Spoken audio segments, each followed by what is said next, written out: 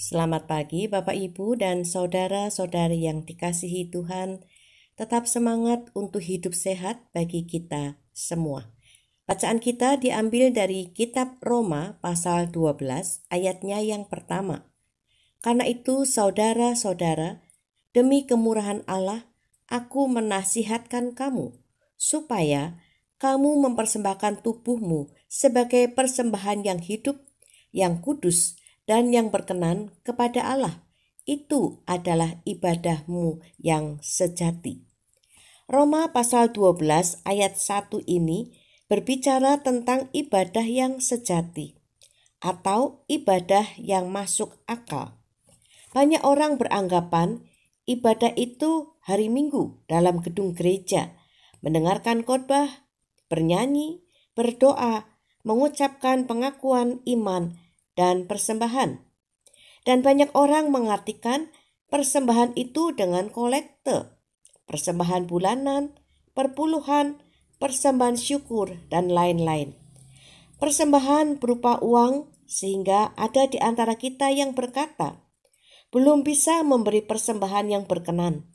Nanti kalau sudah sukses, baru bisa memberi persembahan yang berkenan kepada Allah. Erat hubungan ibadah dengan persembahan. Bahkan persembahan adalah bagian dari ibadah. Sejak zaman Adam dan Hawa sudah dikenal persembahan. Kain dan Habil memberikan persembahan kepada Allah. Nuh, Abraham, Yakub, dan terus persembahan itu berkembang. Ada persembahan korban bakaran, korban sajian, korban keselamatan, korban penghapus dosa, korban penebus salah. Dalam perjanjian lama, kita melihat orang-orang datang ibadah dengan membawa persembahan. Lihatlah kitab Nabi Yesaya pasal 1 ayat 10-20. Umat datang menghadap Tuhan dengan membawa persembahan, namun Tuhan menolaknya. Karena yang Tuhan inginkan adalah umat mempersembahkan seluruh hidupnya. Roma 12 ayat 1 menggunakan kata tubuh, sehingga kemudian diartikan secara dangkal dengan melayani di gereja. Sehingga banyak orang sudah merasa puas dengan memberi persembahan secara materi dan melayani di gereja. Rasul Paulus tidak hanya berkata tentang mempersembahkan tubuh, tetapi mempersembahkan tubuh sebagai persembahan yang hidup, yang kudus, dan yang berkenan. Orang-orang Yahudi membawa binatang-binatang untuk dibunuh dan menjadi persembahan bagi Allah.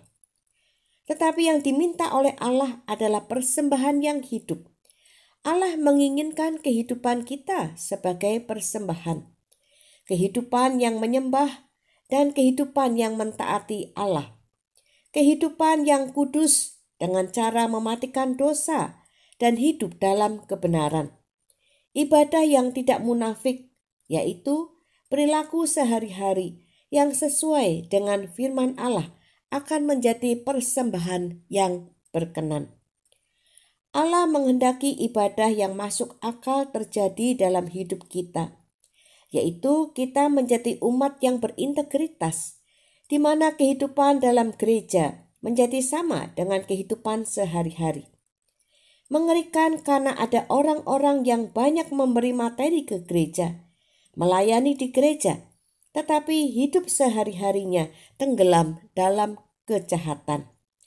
Allah ingin kita mempersembahkan kehidupan kita. Lebih dari Allah ingin kita mempersembahkan materi, waktu, dan tenaga kita. Tuhan beserta kita. Amin.